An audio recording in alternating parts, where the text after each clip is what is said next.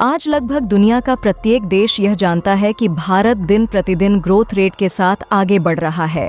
इसीलिए प्रत्येक देश भारत के साथ ट्रेड ऑफ पार्टनरशिप करना चाहता है ताकि उनका देश भी आगे की ओर बढ़ सके। इसी क्रम में भारत ने इतिहास को दोहराते हुए नया कीर्तिमान स्थापित कर दिया है। इस त्योहार के माहौल में भारत ने सोने का भंडार को और ज्यादा बढ़ा लिया है। दोस्तों, इसी को ध्यान में रखते हुए आरबीआई ने एक सीक्रेट मिशन के तहत 102 टन सोना जो बैंक ऑफ इंग्लैंड के वॉल्ट में सुरक्षित था, वापस भारत लाने का साहसिक कदम उठाया है। खास बात यह है कि इस पूरे ऑपरेशन को पूरी तरह गुप्त रखा गया। एक विशेष एयरक्राफ्ट की व्यवस्था की गई थी और इसकी सुरक्षा को लेकर इतने कड़े इंतजाम किए गए थे कि किसी को भी इसकी भनक तक नहीं लगी। अगर हम इस साल की बात करें तो 31 मई को आरबीआई ने 100 टन सोना वापस लाने का ऐतिहासिक कदम उठाया था। अब तक इस साल में 2 बार बड़े पैमाने पर सोना भारत में वापस लाया गया है, जिससे कुल 214 टन सोना इस साल यूके से भारत आ चुका है। इस कदम के साथ ही भारत का कुल सोने का भंडार 854 टन तक पहुंच गया है, जो कि अपने आप में ही एक महत्वपूर्ण व अद्भुत कार्य है, जिसमें से 51.5 टन अब भारत में ही मौजूद है। यह एक महत्वपूर्ण उपलब्धि है जो दिखाती है कि भारत अपनी संपत्तियों को सुरक्षित रूप से अपने देश में संग्रहित करने की दिशा में बढ़ रहा है। दोस्तों, सितंबर 2022 से लेकर अब तक हमने इस दिशा में कितने साहसिक कदम उठाए हैं, यह देखना अत्यंत प्रेरणादायक है। आज भी बैंक ऑफ इंग्लैंड और बैंक फॉर इंटरनेशनल सेटलमेंट के पास 324 टन सोना बाकी है, जो यूके में सुरक्षित रखा गया है। दोस्तों, अब आपके मन में यह सवाल आ रहा होगा कि आखिर भारत अपना सोना दूसरे देश में क्यों रखता है और इसके क्या फायदे हैं। क्या आपने कभी सोचा है कि रूस, जापान, अमेरिका और चीन जैसे बड़े बड़े देश अपना सोना अपने ही देश में स्टोर करते हैं, तो फिर हमारा भारत क्यों अपने सोने को दूसरे देशों में रखता है? इस सोने को लाने ले जाने के लिए लाखों रुपए का ट्रांसपोर्टेशन चार्ज क्यों खर्च कर रहा है? आज हम इसी रोचक विषय पर चर्चा करेंगे। आखिर क्या वजह है कि भारत जैसे देश को, जिसकी संस्कृति और इतिहास में सोने का इतना महत्व है, अपना सोना दूसरे देशों में रखना पड़ता है? इसके पीछे की सच्चाई, इससे जुड़े फायदों और नुकसान, और क्या भारत को अपना सोना अपने ही देश में लाना चाहिए, इन सब पर हम विस्तार से बात करेंगे। इसलिए वीडियो को अंत तक जरूर देखें, लेकिन आगे बढ़ने से पहले इस वीडियो को लाइक कर दीजिए। दरअसल भारत को अपना सोना विदेशी बैंकों में क्यों रखना चाहिए?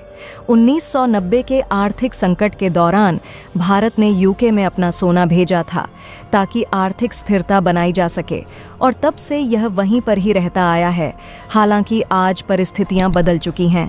भारत के गोल्ड रिजर्व्स अब तेजी से बढ़ रहे हैं और एक नया वैश्विक परिदृश्य उभर रहा है, जिसमें पश्चिमी देशों पर भरोसा करना कठिन होता जा रहा है। अब समय आ गया है कि हम अपनी संपत्तियों को अपने पास सुरक्षित रखें।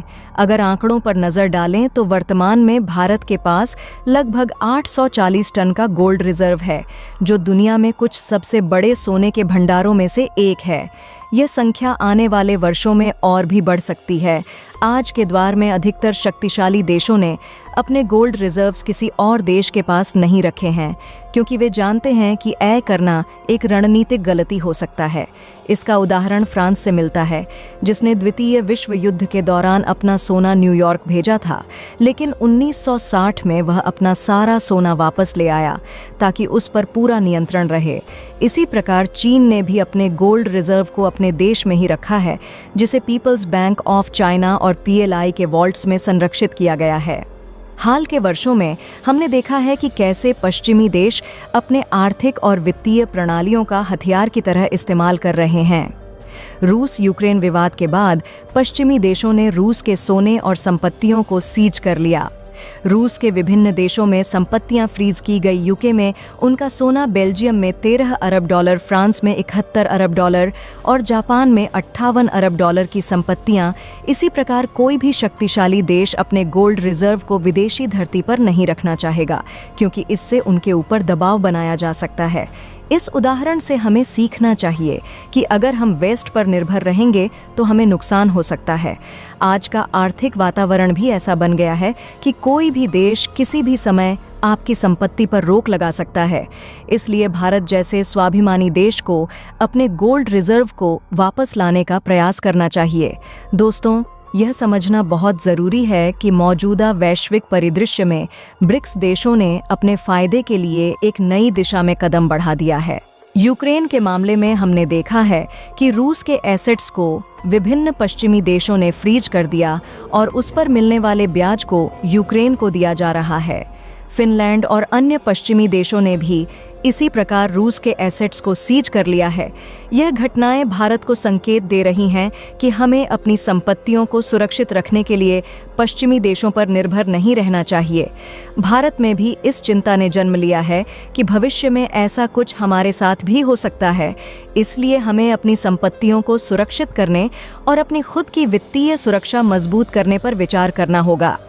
अगर हम पश्चिमी बाजारों पर निर्भरता छोड़ते हुए ब्रिक्स के इस नए मेटल एक्सचेंज का हिस्सा बनते हैं, तो हमें अपनी संपत्तियों को विदेशों में रखने की कोई आवश्यकता नहीं होगी। इस नए विश्व व्यवस्था में ब्रिक्स देश अपनी खुद की वित्तीय व्यवस्था को सशक्त कर रहे हैं और इसी कारण से भारत अपने सोने को वापस लाने की दिशा में कदम बढ़ा रहा है। यह न केवल हमारी आर्थिक स्वायत्तता को सुनिश्चित करेगा, बल्कि पश्चिमी दबावों से भी मुक्त करेगा। दोस्तों, ब्रिक्स देशों ने हाल ही में समिट में यह साफ कर दिया गया कि ब्रिक्स देश अब अपने आपसी व्यापार को अपने स्थानीय मुद्राओं में करने का इरादा रखते हैं, जिससे ट्रेड में लागत कम होगी, प्रक्रिया अधिक पारदर्शी और सुरक्षित होगी और यह सब गैर भेदभावपूर्ण आधार पर होगा। इसके लिए BRICS cross border payments initiative launch किया गया है, जो भविष्य में पश्चिमी आर्थिक व्यवस्था का एक मजबूत विकल्प बन सकता है। इस नए इनिशिएटिव ने अंतर्राष्ट्रीय स्तर पर IMF और अन्य संस्थानों का ध्यान खींचा है, जो इस कदम के पीछे की योजनाओं को जानने के इच्छुक हैं। लेकिन ब्रिक्स की इस पहल का असली मतलब यह है कि आने वाले समय में यह देश अपने व्यापार को डॉलर से हटाकर अपनी स्थानीय मुद्राओं में करेंगे, जिससे उनकी आर्थिक स्वतंत्रता और मजबूती बढ़ेगी। यह कदम वैश्विक वित्तीय प्रणाली को एक नए रास्ते पर ले जाने की शुरुआत हो सकती है, जहां व्यापार अधिक निष्पक्ष, पारदर्शी और गैर भेदभावपूर्ण तरीके से होगा। इस प्रकार का सिस्टम न केवल ब्रिक्स देशों को लाभान्वित करेगा, बल्कि वैश्विक आर्थिक संतुलन में बदलाव ला सकता है। दोस्तों, इस पर आपका क्या कहना है? क्या ब्रिक्स अपनी खुद की करेंसी लच कर पाएगा या यह सिर्फ एक सपना बनकर रह जाएगा? अपनी राय हमें कमेंट में बताएं। और हाँ, यदि आप चैनल पर नए हैं तो चैनल को सब्सक्राइब करें, वीडियो को लाइक अवश्य करें।